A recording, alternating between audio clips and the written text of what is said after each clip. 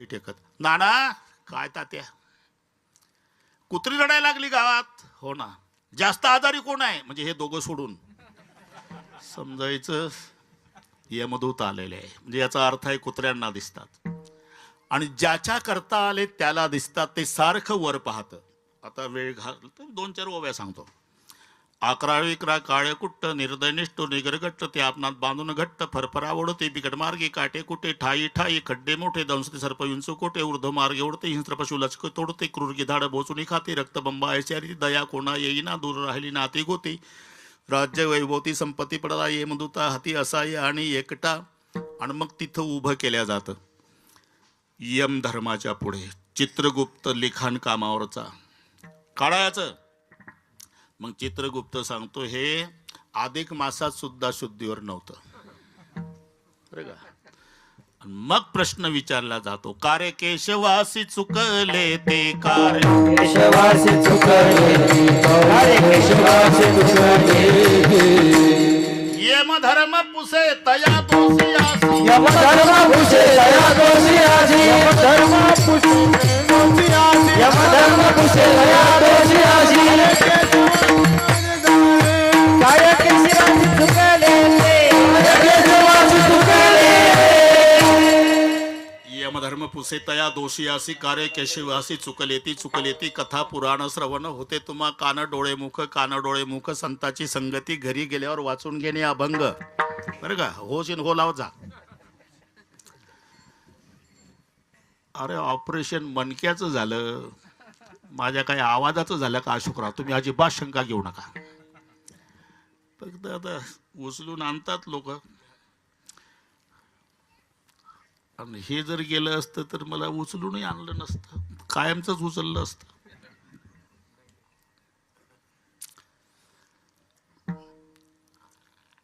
मग शिक्षा होते तिथे तप्त भूमीवरी चालविती पायी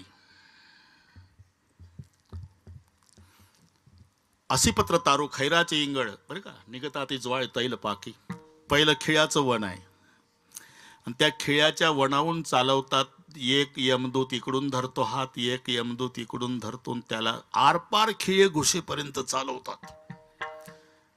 सुशिक्षित मंडळी म्हणतील काय बाता हाणता महाराज खिळे घुसतात पायात. अहो हे तर डेड बॉडी नेली आम्ही ओढ्याच्या काठाला आणि तिथं कोणाच्या पायात. अजिबात टेन्शन घेऊ नका. हे तुम्हाला अंत्यसंस्कारासाठी शरीर तुमच्या ताब्यात नात्या गोत्याच्या ताब्यात दिलेलं आहे.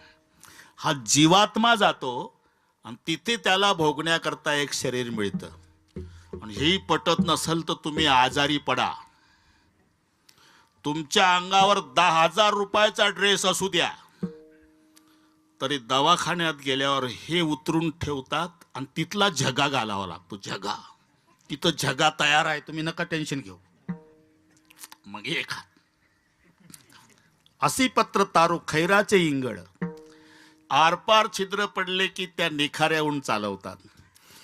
त्याच्यातून मग निघता ती ज्वाळ तैल पाकी उकळत्या तेलाच्या कढईत टाकतात. त्याच्यातून काढायचा तप्त भूमीवरी चालविती पायी तापलेल्या जमिनीहून चालवायचा.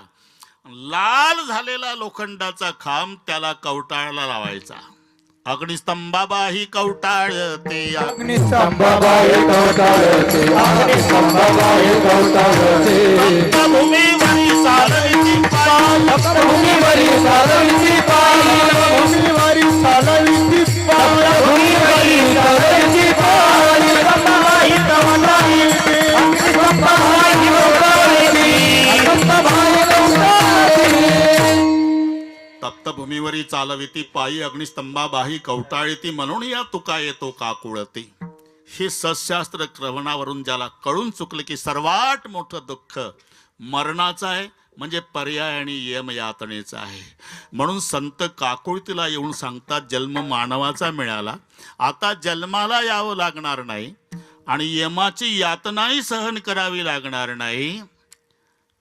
ऐसी या साधना करा काही ऐसी या साधना करा काही ऐसी या साधना करा काही ऐसी या साधना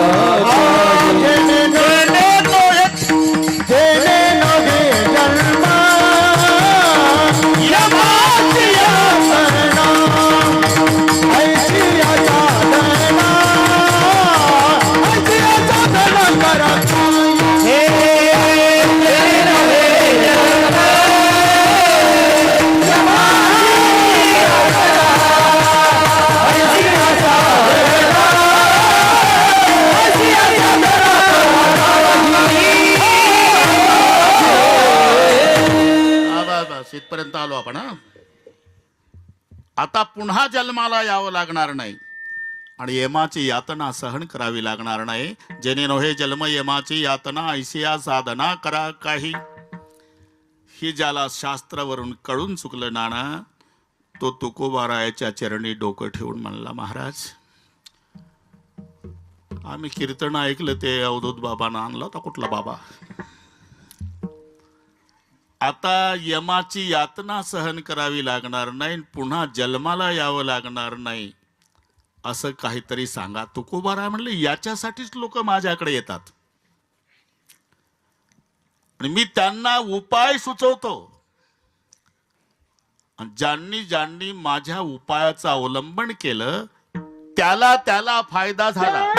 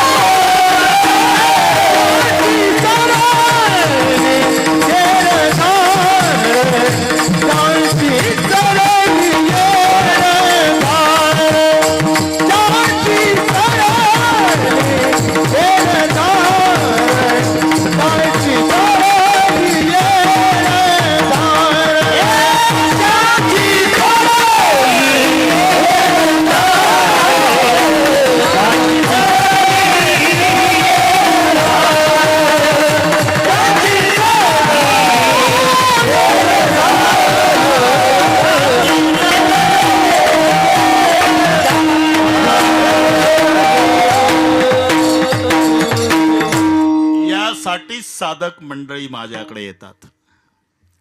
मी त्यांना उपाय सुचवतो आणि या उपायाचं अवलंबन ज्यांनी ज्यांनी केलं ना त्याला फायदा सुद्धा झाला. त्याची सरली येरझार.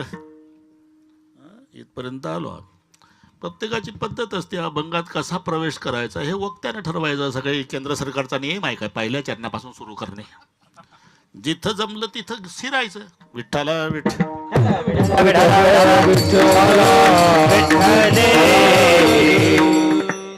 त्याची सरली येरझार. पण महाराज त्याच्यासाठी त्याला काय करावं लागलं? पहिलं चरण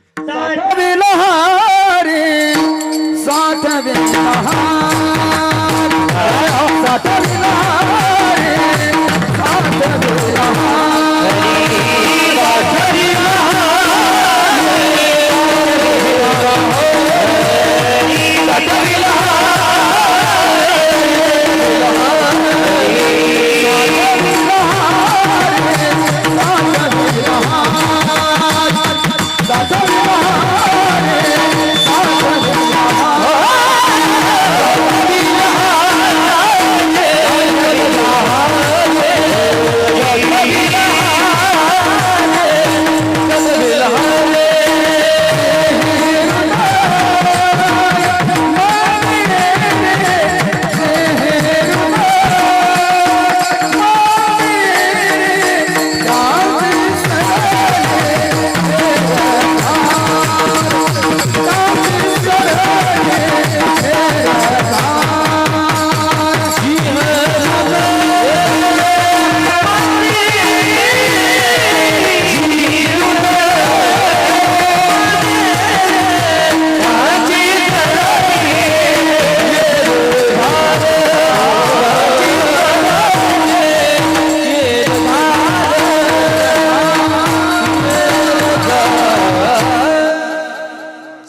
साठविला हरी जिही हृदय मंदिरी त्याची सरली यरझार. सरळ वाक्य तयार होतं. जिही हृदय मंदिरी हरी साठविला त्याची यरझार सरली. हृदयरूपी मंदिरामध्ये ज्यानं हरीला साठवलं. अहो पण हे पटण्यासारखं नाही ना. जे साठवायचं आहे ते लहान पाहिजे, साठवायचं ज्यामध्ये ते मोठं पाहिजे. टोपी मोठी पाहिजे, डोकं लहान पाहिजे, मग टोप्या घालायचा कार्यक्रम होतो. डोकं मोठं असल्यावर ताकद आहे का टोप्या घालायची? ही मराठी कळते तुम्हाला. पक्वात लहान आहे, त्याची खोळ मोठी आहे, म्हणून पक्वात खोळीमध्ये ठेवल्या जातो. म्हणजे पक्वात साठवायचा आहे तो लहान आहे, ज्यात साठवायचा ती खोळ आहे. इथे उलट आहे. साठविला हरी आणि हृदय मंदिरी. एवढा हरी आणि हृदयामध्ये साठवला. आता हृदय केवढं आणि हरी केवढा?